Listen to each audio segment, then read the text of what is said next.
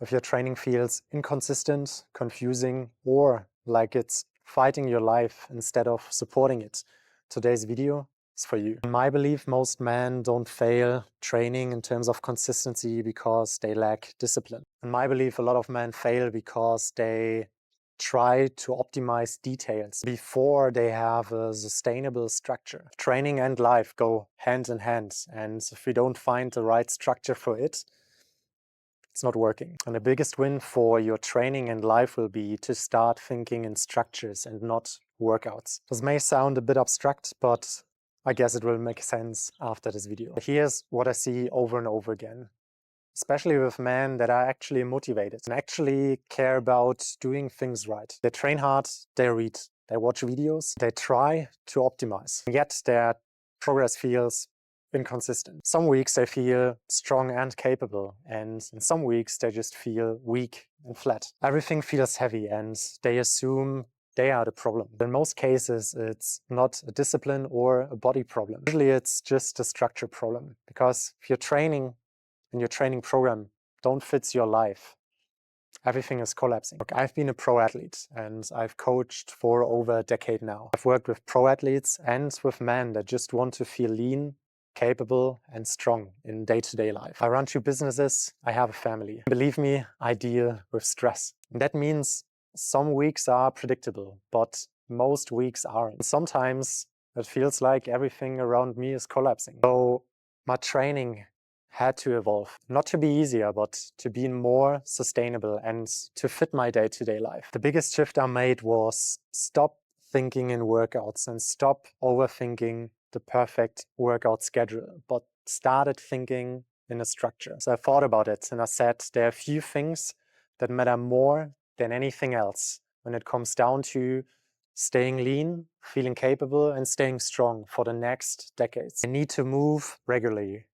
Not every day, but a few days every week. I need to stimulate the major movement patterns: push, pull, squat, hinge, core. And I need to recover well enough to recover it. And that's it.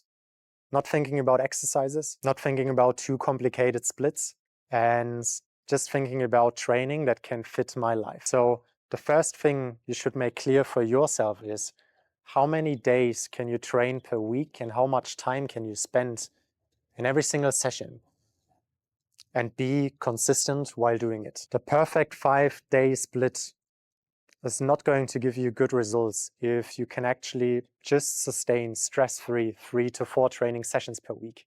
And every life is different, so answer that question for yourself. And on top of that, I said that everything else besides that is just a tool. High reps, lower reps, grease the groove, short sessions, longer sessions, different exercises. All these things are just tools, and tools are interchangeable, but structure is not. So we have to create the right structure that fits our life. And most people do that backwards. They obsess over tools and then never build the right structure for them. And then there's the stuff people love to argue about. Detailed cardio protocols, supplements, partial reps, or special techniques. Are they useful?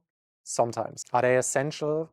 Rarely, when we are honest. These things stress you out. They are hurting you, not helping you, and then we should kick them out. Here's how this plays out in real life. In a really busy week, my goal is not to crush my body.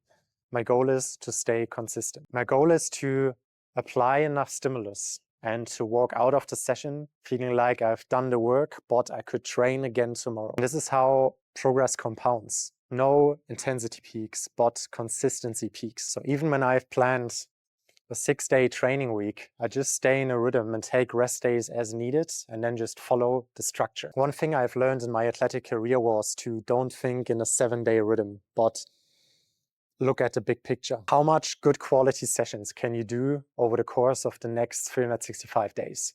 That is the question you should answer. Most plateaus aren't caused by doing too little. They are caused by doing too much of the wrong thing for too long. And then when progress stalls, most people start pushing harder. I usually simplify and cut everything unnecessary when I feel like I am not progressing anymore, so that the area that is plateauing actually gets the needed attention. As an example, when I feel like I am not progressing with my pull-ups anymore, I don't double up my pull-ups from session to session or trying to get in more volume. Now maybe decrease my overall pulling volume in other sessions or in other workouts or other exercises, and then make sure I hit the thing that is plateauing with way more attention and energy. So the goal is less noise, clearer structure. Focusing on consistency peaks instead of intensity peaks on single days is the thing that will move you forward. And consistency is always better than running through a wall. And this way of thinking is